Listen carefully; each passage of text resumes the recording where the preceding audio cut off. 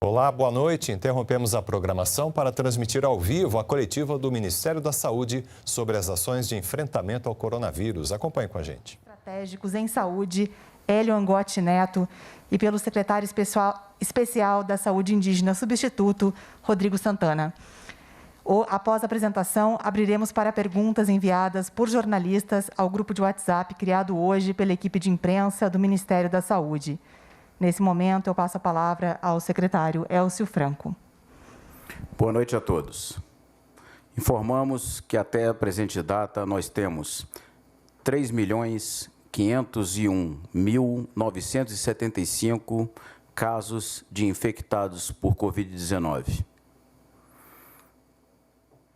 Nós lamentamos e externamos os pesares do ministro General Pazuello, de toda a equipe do Ministério da Saúde e de todo o governo federal pelas 112.304 mortes decorrentes da Covid. Ao passo que mostramos também o êxito da estrutura do Sistema Único de Saúde e sua gestão tripartite, com 2.653.407 recuperados da doença. Nós destacamos também que a recomendação do Ministério, fruto do acompanhamento da evolução da doença em todo o Brasil e em todo o mundo, é que o paciente, ao perceber os primeiros sintomas da doença, deve se dirigir a uma unidade da rede de atenção à saúde, deve procurar a assistência médica para que, baseado no diagnóstico, ele inicie o seu tratamento. Se alguém ouviu uma informação diferente dessa, não é informação do Ministério da Saúde. Ao sentir os sintomas, procure um médico. Vamos falar sobre as entregas até o momento. Até o momento, foram entregues 10.328 ventiladores pulmonares.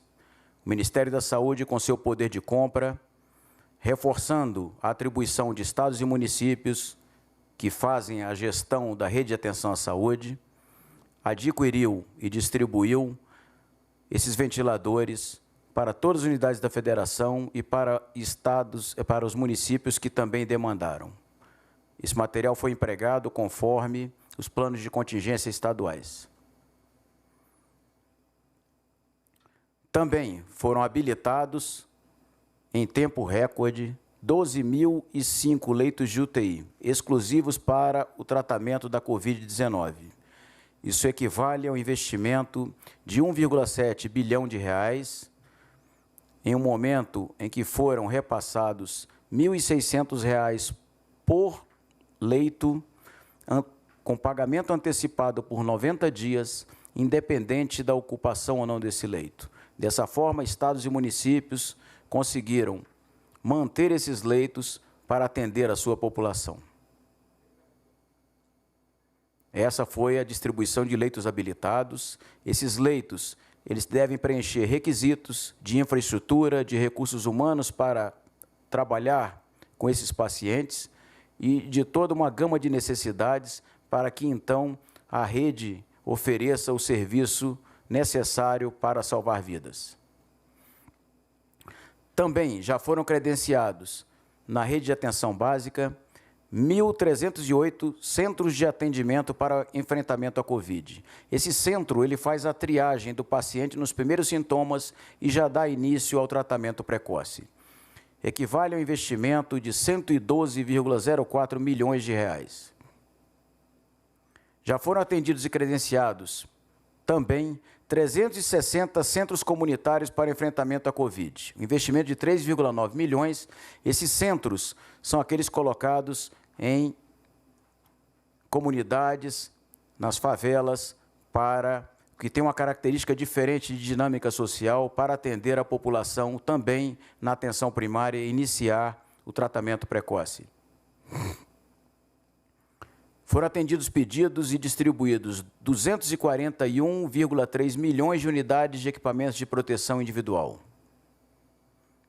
Álcool, avental, luva, máscara N95, máscara cirúrgica, touca e sapatilha, óculos e protetor facial, face shield. Esse material também é um reforço à ação dos municípios que têm a responsabilidade de adquirir e de dotar suas unidades de saúde. O Ministério também comprou, além dos repasses de recursos, comprou esse material e distribuiu atendendo demandas de estados e municípios. Conforme essa distribuição por quantidades de unidades de equipamentos de proteção individual, o que foi para cada estado e para o Distrito Federal. 13,7 milhões de testes de diagnóstico de Covid-19 foram distribuídos até o momento. Quando a gente analisa a rede privada e a rede pública, convém ressaltar que há uma portaria em que a rede privada ela tem que fazer a notificação compulsória do resultado dos testes, seja ele negativo ou positivo. Então, nós temos o RT-PCR e temos o teste rápido sorológico, RT-PCR e o molecular. O Ministério distribuiu 5.819.772 testes para todos os estados. Cabe ressaltar que, pela rede pública, foram realizados, até o momento, 2.187.570. No privado, são as notificações da rede privada, como eu informei. E testes rápidos foram distribuídos cerca de 8 milhões de testes e nós temos a notificação de cerca de 3 milhões na rede pública e no privado 2 milhões e 800, totalizando quase 6 milhões de testes realizados.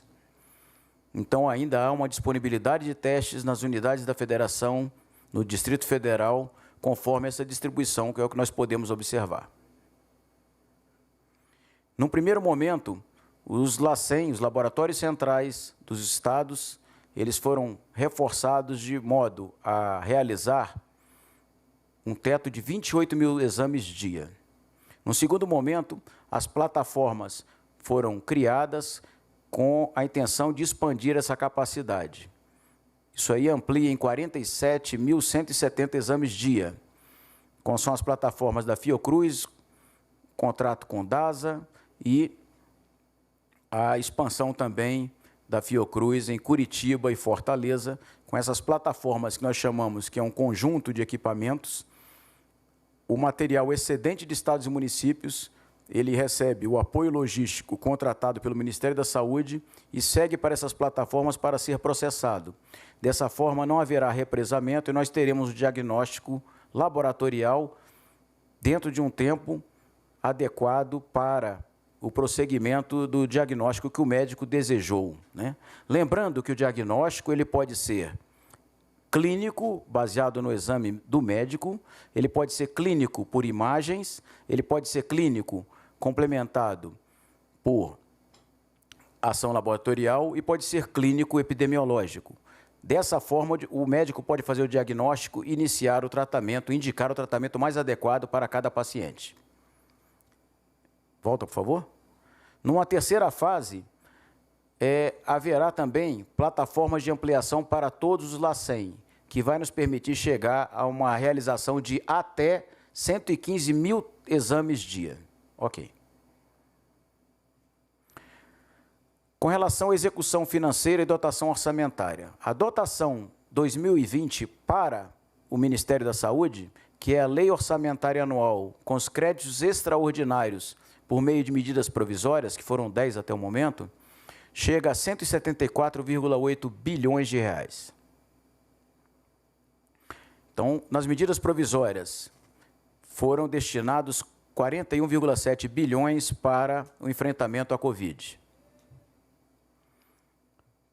Foram repassados até o momento 72,5 bilhões de reais diretamente a estados e municípios. São transferências fundo a fundo. Os repasses ordinários ou de rotina, aqueles para o financiamento do SUS, com o piso da atenção básica e com o teto de média e alta complexidade, foram de 52,6 bilhões de reais. E das medidas provisórias para o enfrentamento à Covid, 19,9 bilhões de reais. No dia 31 de julho, cabe destacar que o saldo em conta dos fundos municipais e fundos estaduais de saúde era de 25,2 bilhões de reais. Então, nós temos aí o total da esfera estadual e o total da esfera municipal. Então, nós repassamos os recursos, mas não foram aplicados até aquela data na sua plenitude. Então, esse aí é o quadro com a execução das medidas provisórias, né, as 10 medidas, de 41,7, que somam 41,7 bilhões, e a execução financeira dessas medidas. Então, até o momento foram empenhados 27, quase 28 bilhões de reais e foram pagos 22,7 bilhões de reais. Essas medidas, cabe destacar que a execução é de acordo com o financiamento de planos, como nós falamos, dos centros comunitários, de habilitação de leitos, além do pagamento das aquisições que estão sendo feitas pelo Ministério, como medicamentos, como equipamentos. Aqueles que ainda não foram entregues não podem ser pagos e há uma previsão para pagamento posterior.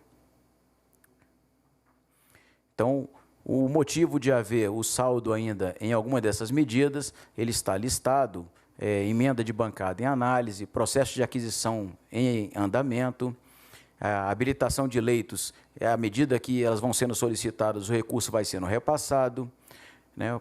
Pagamento de contratados temporários da União, CTU, do Programa Brasil Conta Comigo. Nós aguardamos a adesão de municípios para os centros comunitários e os centros de referência, e além de hospitais de pequeno porte.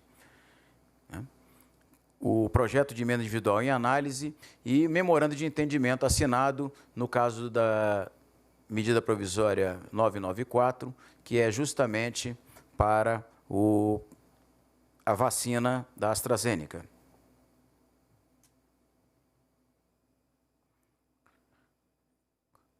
Nós já avisamos na semana passada, e eu faço questão de enfatizar novamente, que, eventualmente, poderá haver cancelamento de empenho no procedimento operacional de execução orçamentária, porque nós temos que cumprir, executar a medida provisória dentro do seu prazo de validade.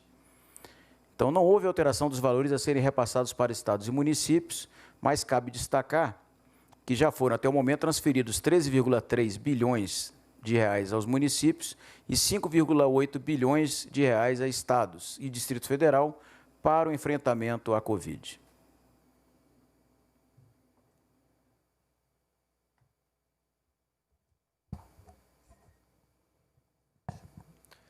Senhoras e senhores, boa noite.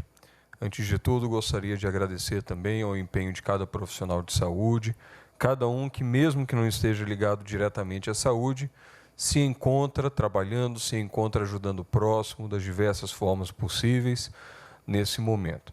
E vamos falar um pouco também sobre as demandas atendidas em relação a medicamentos. Nós já temos cerca de 20 milhões de unidades de medicamentos distribuídos conforme a demanda. Em relação à cloroquina, as demandas atendidas estão na ordem de 5,3 milhões de unidades. Mais detalhes sobre essa distribuição podem ser encontrados no painel do Ministério da Saúde, que é de acesso público e é atualizado de forma constante. Conforme o Estado, nós podemos ver qual a demanda atendida de cloroquina. Então, essas informações são públicas, estão acessíveis a todos os momentos. Próximo. Demandas de oseltamivir atendidas, nós já contabilizamos 14,7 milhões de unidades distribuídas. Dessas unidades também temos a distribuição conforme o Estado atendido, também disponível no painel do Ministério da Saúde, e medicações, medicamentos para intubação atendidos, essas demandas atendidas a nível de Brasil. Nós sempre ressaltamos que várias estratégias foram adotadas assim que o Ministério da Saúde foi alertado sobre a possibilidade de desabastecimento. Toda a equipe técnica se mobilizou para a execução de diversas estratégias. O número dessas estratégias, obviamente, ele cresce com o tempo. Uma das últimas, inclusive, foi uma possibilidade de doação a ser feita pela União Europeia, aventada pela doutora Socorro Gross junto ao Ministério da Saúde, e que estamos, então, em consulta nesse momento, após a assinatura do pedido pelo Ministério da Saúde, estamos consultando essa possibilidade, que é a mais recente. Outras estratégias adotadas foram a requisição administrativa.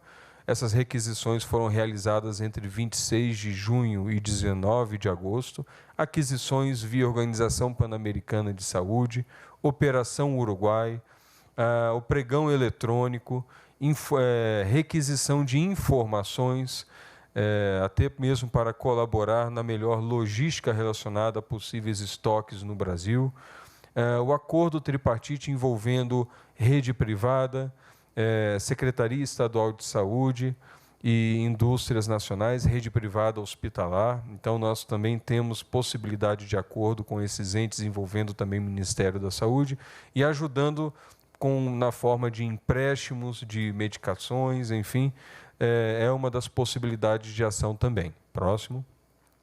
Quando nós falamos de requisição administrativa, mais de 4 milhões de unidades requisitadas e distribuídas nesse período entre 26/6 e 19/8. Atendimento às demandas de medicamento por região, encontra-se aí, região norte, 562.046 unidades de medicamentos, região nordeste, 1.211.975 unidades, região centro-oeste, 439.119 unidades, sudeste, 1.448.173 unidades e região sul, 362.185 unidades. O total do Brasil, então, mais de 4 milhões de unidades distribuídas. Também podemos ver essas unidades conforme o estado. Então, também um dado público disponível em tempo real. Próximo. Temos também aquisição via OPAS, alguns pedidos já foram demandados, algumas ordens de compra já foram emitidas.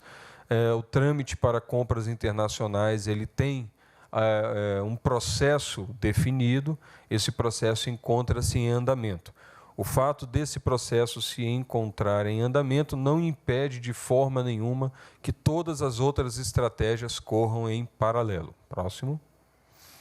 A Operação Uruguai, nós obtivemos, então, 54,8 mil ampolas de medicamentos hospitalares.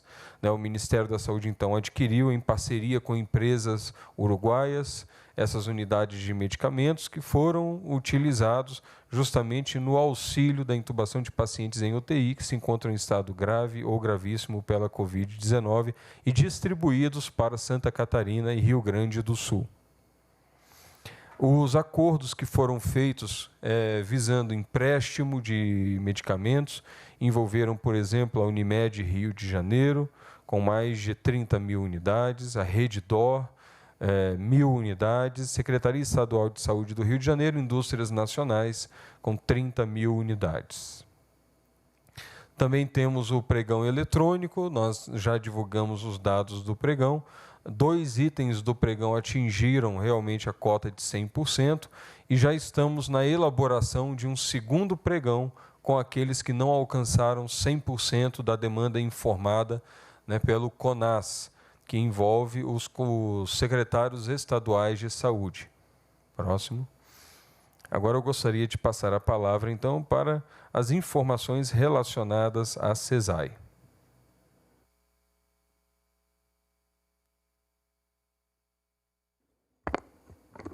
Boa noite a todos. Pode passar. Bom, o Ministério da Saúde, por intermédio da nossa Secretaria Especial de Saúde Indígena, tem a satisfação de informar que agora nós vamos iniciar a instalação de internet nos distritos sanitários especiais indígenas e nas aldeias de todo o país.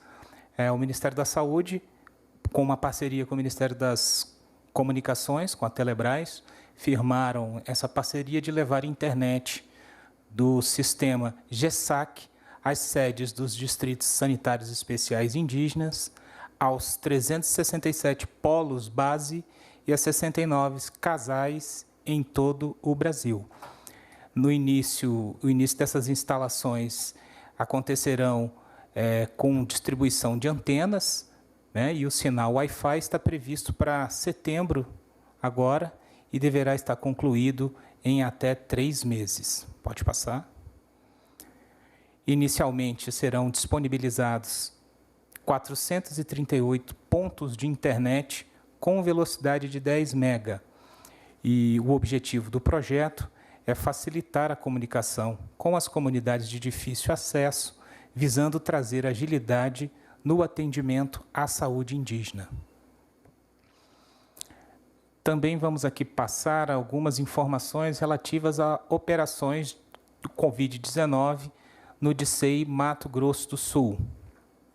A ação é uma ação interministerial entre o Ministério da Saúde e o Ministério da Defesa para reforço no combate à Covid-19. Ela está dividida em 3 fases, sendo que a primeira fase foi realizada entre os dias 5 e 9 de agosto, nas aldeias de Aquidauana. Foram, no total, 1.229 atendimentos e a segunda fase será realizada entre os dias 20 e 30 agora de agosto, iniciaram hoje, nas aldeias de Sidrolândia e Miranda. E está prevista a terceira fase a ser realizada entre os dias 25 e 30 de agosto, ou seja, concomitante, nas aldeias da região sul do estado, nos municípios de Japorã, Tacuru, Carapó e Iguatemi, e, novamente, nas aldeias de Aquidauana, no norte do estado. Pode passar. Também foi realizado no distrito de Mato Grosso do Sul o envio de 118.521 itens de equipamentos de proteção individual e testes rápidos. E já foram liberados recursos em torno de R$ 22,9 milhões. Além disso, nós temos também operação nesses moldes no DICEI Chavante, Cuiabá e Araguaia. Também uma ação interministerial entre o Ministério da Saúde, SESAI, e o Ministério da Defesa. Teve sua primeira fase realizada entre 28 de julho e 1º de agosto, nas aldeias do DICEI Chavante. Foram 5.364 atendimentos aos nossos indígenas. A segunda fase, entre 4 e 8 de agosto, no DICEI Araguaia, e a terceira fase, entre 11 e 15 de agosto, nas aldeias do DICEI Cuiabá e Chavante. Tivemos também envio de 3,3 toneladas de itens de EPI, testes rápidos e medicamentos. Pode passar? Muito obrigado.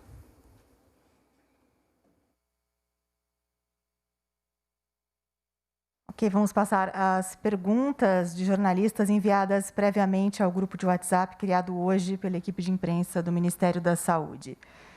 Carolina Moreno, da TV Globo. Segundo o Ministério, 51% dos casos de Covid-19 foram confirmados por testes rápidos de anticorpo e só 40% dos testes realizados no Brasil são do tipo RT-PCR, com taxa de positividade acima de 30%. Perguntas. Por que o governo inclui casos descobertos pelo teste de anticorpo na contagem oficial? Que possíveis distorções isso pode gerar? E por que o Brasil ainda não atingiu um nível adequado de testagem RT-PCR para rastrear e conter o vírus ainda ativo? Inicialmente, cabe destacar que cada teste tem a sua finalidade. E é o profissional de saúde, é o médico que vai indicar o teste em cada situação. Então, se o paciente, ele provavelmente teve contágio com alguém, e ele, dentro de uma análise clínica, ele julga que precisa indicar um teste, logo no início de uma infecção, ele vai indicar o RT-PCR. Se essa infecção ocorreu num prazo maior, normalmente acima de 8 dias, o teste sorológico ele é adequado para detectar a infecção, que é o teste rápido, dentre outros, tem o ELISA, tem outros testes. Então, cada situação, ela vai indicar um tipo de teste. Além disso, mesmo para se computar a quantidade de casos infectados, nós temos, como eu coloquei, o diagnóstico apenas o clínico, o exame físico, a anamnese do médico. Nós temos esse teste clínico acompanhado por um teste de imagens, um exame de imagens, uma tomografia.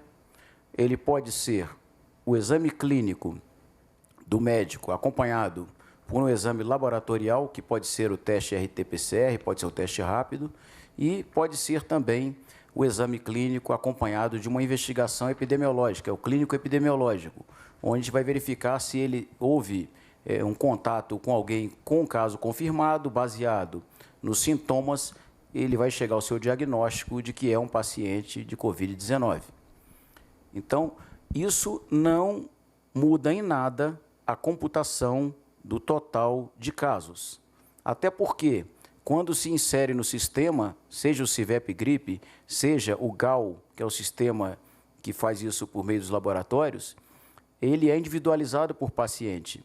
Então, um paciente que fez um RT-PCR e que depois, por algum motivo, ele fez um teste rápido, é o mesmo paciente. Então, não vai acusar como se fossem duas pessoas doentes, e sim o mesmo paciente. Não há incompatibilidade entre os sistemas e a avaliação ela vai funcionar de uma forma adequada. Isso é controlado pela nossa Secretaria de Vigilância em Saúde. Sobre os testes sorológicos, ele pode ser o imunoenzimático, que é o ELISA, pode ser imunocromatografia, que é o teste rápido, esse que é do dedo, e ainda pode ser por eletroquimioluminescência. Então, é só colocar isso aí, que existem várias tecnologias, vários tipos de testes, e nós já destacamos também todos os esforços que têm sido feitos, tanto na aquisição de insumos, como no aumento da capacidade, ampliação da capacidade dos laboratórios centrais dos estados. Isso vai aumentar a capacidade e vai ficar um legado. Os recursos humanos foram capacitados também para operar. E, além disso, o estabelecimento de plataformas como a da Fiocruz, que foi inaugurada na semana passada, que aumentou em mais de 15 mil testes de capacidade, a de Fortaleza, que será inaugurada na próxima segunda-feira, e a de Curitiba, além do contrato com a DASA, e além da logística para transportar os excedentes de testes que não estão se conseguindo dar vazão nos LACEN para essas plataformas, de forma que nós tenhamos um resultado rápido desses testes. Ok, Maria Eduarda Cardim, Correio Brasiliense. Diante da aprovação de uma vacina contra a Covid-19, quais grupos serão prioritários para começar a tomar o imunizante? Além disso, existe uma previsão da porcentagem da população brasileira que conseguirá ser vacinada nos primeiros 6 meses após a aprovação de uma vacina?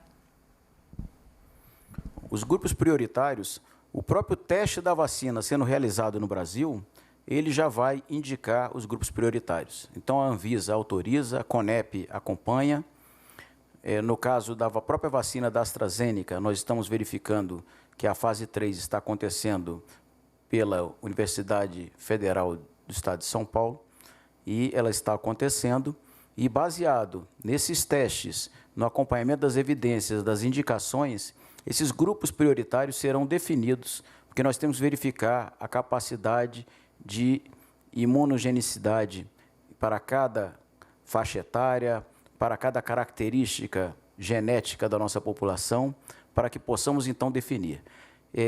Cabe destacar que está sendo criado uma Câmara Técnica, um grupo de trabalho com integrantes da comunidade científica, da Vigilância em Saúde, da Anvisa, do Conselho Federal de Medicina, de Farmácia, do Conselho da Associação Médica Brasileira, a Fiocruz e vários outros órgãos e entidades da comunidade acadêmica, para que justamente sejam definidos esses públicos prioritários para serem imunizados com essa vacina, de acordo com a disponibilidade e o calendário de disponibilidade, seja da vacina da AstraZeneca ou de uma outra vacina que fique pronta antes, com efetividade, para que possamos dar uma imunidade desejada para a população brasileira, dentro do que for possível, com a melhor efetividade.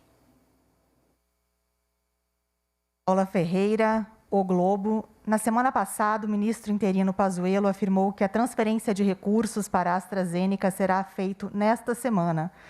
Isso já foi feito? Quando o país receberá o ingrediente farmacêutico ativo e os insumos e tecnologias necessários para começar a produzir a vacina? Há cronograma detalhado dos próximos passos?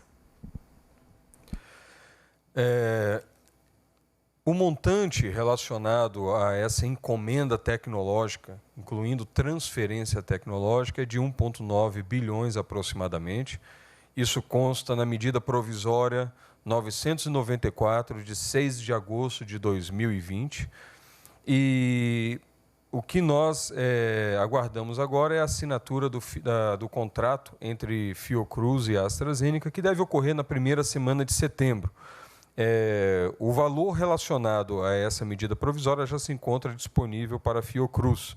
Ele inclui, então, aproximadamente um pouco mais, de 100 milhões de doses e a transferência tecnológica, e se espera que o insumo comece a ser entregue a partir de dezembro, e uma vez entregue a partir de dezembro, ele seja processado e chegue à população no mês de janeiro.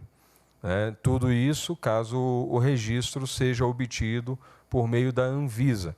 Mas, novamente, nós sempre fazemos questão de pontuar isso, de uma forma bem incisiva. A Anvisa ela tem ajudado muito o Ministério da Saúde, tem dado celeridade aos processos e ela tem acompanhado de forma intensiva todas essas propostas de vacina, AstraZeneca, Oxford, incluída entre elas. E esperamos aí também que a partir de abril de 2021, ano que vem, a Fiocruz já tenha capacidade de produção interna da vacina. Fábio Manzano, G1. O Ministério da Saúde sabe informar quantas vacinas experimentais para a Covid aguardam uma autorização da CONEP para a realização de ensaios clínicos no Brasil? Bem, nós temos hoje, conforme informações da Secretaria Executiva da CONEP, 13 protocolos de vacina, incluindo alguns ensaios clínicos para revacinação com BCG, por exemplo, e ensaios de fase 1. Dos ensaios de fase 3, que é aquela fase que vem logo antes do registro na Anvisa, nós temos 4 protocolos enviados. Desses 4 protocolos, 3 protocolos já foram aprovados e tem um protocolo que está em diligência, ele está sendo questionado. Quando a gente fala questionado, é normal. Quando a gente remete um protocolo de pesquisa, esse protocolo sofre, a equipe de pesquisa sofre perguntas. Eles recebem perguntas da CONEP ou do Comitê de Ética em Pesquisa Local e há uma troca de informações, às vezes, para especificar um detalhe do projeto de pesquisa que não ficou tão claro assim para o Comitê de Ética. E, enfim, essas trocas de informação fazem parte do processo. Então, esse é o número que temos hoje em acompanhamento pela CONEP. E nós agradecemos a presença dos secretários e de todos os jornalistas que participaram desta coletiva online. Uma boa noite a todos. Eu queria completar agradecendo a Organização Pan-Americana de Saúde por toda a colaboração que tem feito, tanto ao dividir conosco a busca pela solução dos problemas na saúde no Brasil, a Agência Nacional de Vigilância Sanitária, com esse acompanhamento das vacinas, das soluções, dos equipamentos, dos medicamentos, autorização para importação. A União Europeia, que disponibilizou a nos ajudar com a doação de medicamentos, inclusive tivemos hoje uma reunião com o embaixador da União Europeia nesse sentido, já foi um complemento, um próximo passo, e eles vão procurar dar a maior agilidade possível na tentativa de nos ajudar com a doação de medicamentos para intubação. A Fiocruz, que tem se empenhado também em acompanhar as pesquisas e em buscar essa parceria com o consórcio Oxford AstraZeneca, com o Ministério da Saúde e a Fiocruz, para que possamos absorver a tecnologia e produzir em território nacional uma vacina no momento a que está em estágio mais avançado de desenvolvimento, com maiores chances de efetividade, de sucesso, e é o que nós esperamos para toda a população brasileira.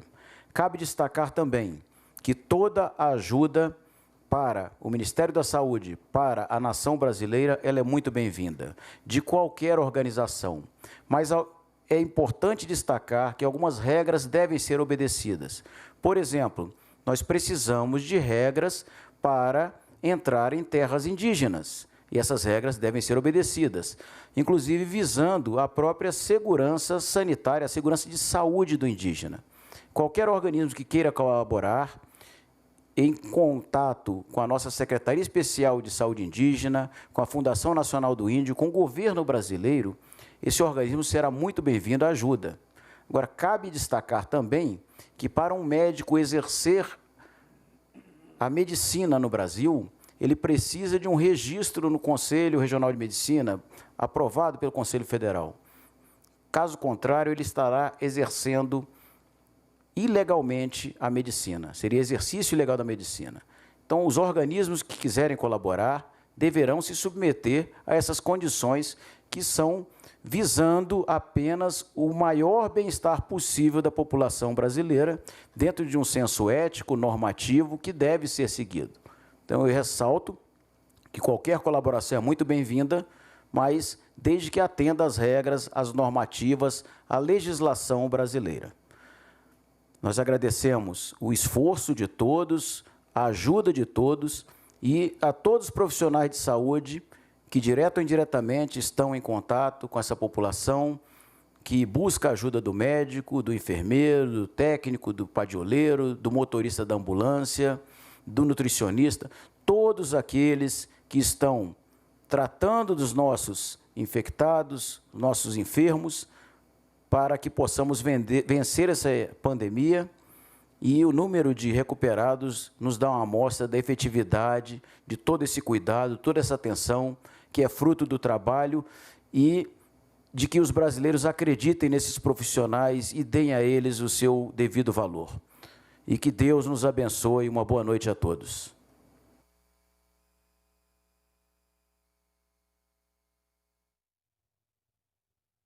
Tá aí, nós acompanhamos ao vivo a coletiva do Ministério da Saúde sobre as ações de enfrentamento à Covid-19 no país. Uma boa noite para você e siga aí acompanhando a programação da TV Brasil.